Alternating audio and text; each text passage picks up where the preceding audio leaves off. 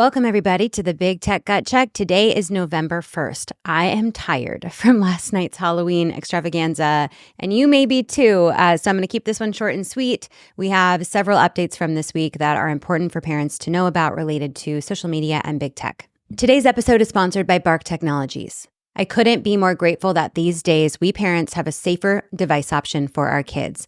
The Bark phone was built for families who are looking to ramp up their child's online safety. It has parental controls built into it, allows us to manage their entire digital experience super easily. More on the Bark phone in the episode notes, and also the Bark app and the soon-to-be-launched Bark Watch.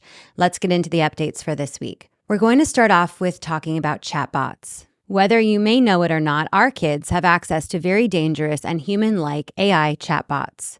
I learned about this through the story of Megan Garcia. Her son, Sewell Setzer III, started using character AI. He created a chatbot there, spent months talking to her or it. The conversations turned sexual, romantic, and Sewell really felt like that virtual world where he was communicating with his chatbot was the real world, and this world, the real world, was not real. The chatbot actually encouraged Sewell to take his life.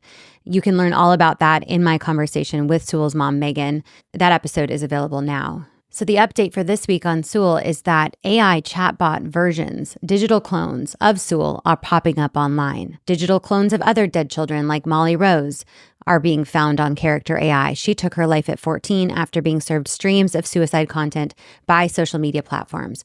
Her parents, all of these parents, are devastated to find that within Character AI are digital versions of their deceased children. If hearing this doesn't make you want to stop posting your children online, I don't know what will. Once they're online, we really have no control, especially with AI, of what happens to their likeness. So since all of this has hit the news, Character AI has claimed that they have strengthened guardrails around content that depicts or promotes self-harm and suicide.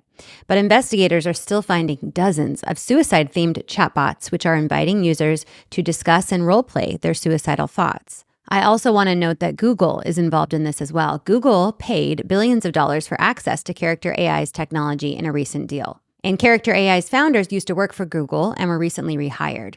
So Google could be deemed a co-creator of Character AI, which is obviously a dangerously defective product. All of this is frightening and reiterates that we need stronger regulation for AI platforms. We need to restrict our children from accessing AI chatbots, even when they're listed as 12 plus in the Apple App Store. Let's move to a little bit of good news. So a group of teens in New York City have joined together to form a Luddite Club to reject smartphones and social media due to their negative effects. What are Luddites? So Luddites are people that are against the abuse, not the use of technology, but the abuse of it. This group of students share a commitment to kick their phone habit and meet regularly to do non-tech activities. They draw, paint, sing, dance, write. How nice does that sound? There is now a documentary being developed on this group, and I personally cannot wait to watch. Let's talk about Roblox, and I know by now you probably have heard about the Hindenburg Research Report. What they found in that report is that Roblox is a pedophile hellscape for children. The investigation results were horrific and proved that Roblox is super unsafe for children. One transcript found a registered sex offender talking to an 8-year-old on Roblox, encouraging her to send naked photos to him and paying her in digital game currency called Robux. In one of her messages, she says, quote, anything for Robux. I will link to the Hindenburg report in the episode notes, and I will also link to an episode I did with Titania Jordan of Bark Technologies, where we break down this report and talk about Roblox in general. So in response to this report, Roblox rolled out a new parental control system. Instead of a PIN on the child's account to adjust parental controls, which is what they've had for a while, they now require parents to set up their own accounts and link to the child's account.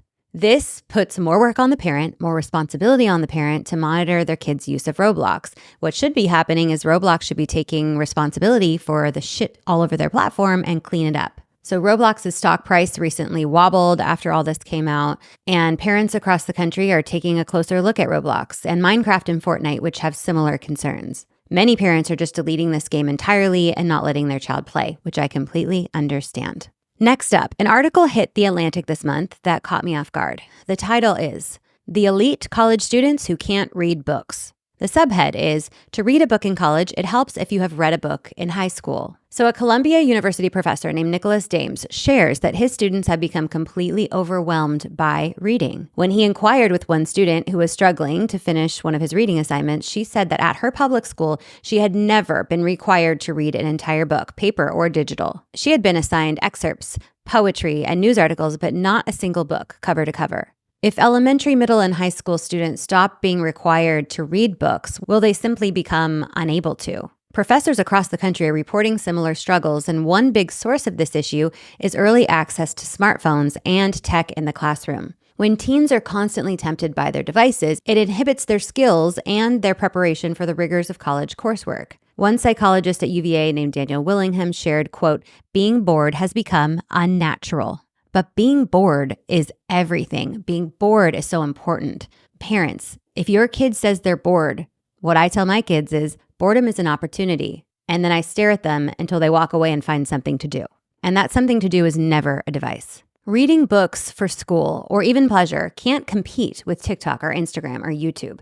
In a survey by Edweek, only 17% of 3rd to 8th grade teachers say they teach whole texts. A couple professors shared that their students see reading books as akin to listening to vinyl records, something that a small subculture might still enjoy, but that is mostly a relic of an earlier time. Yikes.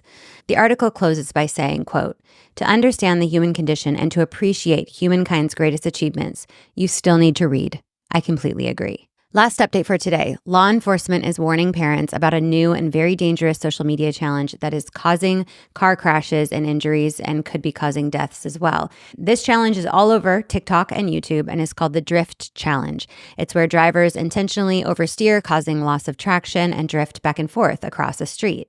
Social media platforms amplify this type of content to get it in front of more and more users, to make money off of those users, and this is irresponsible and dangerous. Are kids going to do stupid things? Yes, but do we need social media platforms amplifying it for clicks and influencing more kids to try it?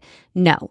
Please talk to your kids about all dangerous challenges online, whether it be the choking challenge, the speed challenge, cinnamon challenge, the Tide Pod challenge. There are so many. Just Google dangerous social media challenges for a list. Many of these are deadly and kids cannot take the risk. That is it for this week on the Big Tech Gut Check. I hope you're all able to rest up this weekend and recover from Halloween. And I think a lot of people are already putting up Christmas decorations this week. So, woo! I will be in touch next week with more updates here on Scrolling to Death.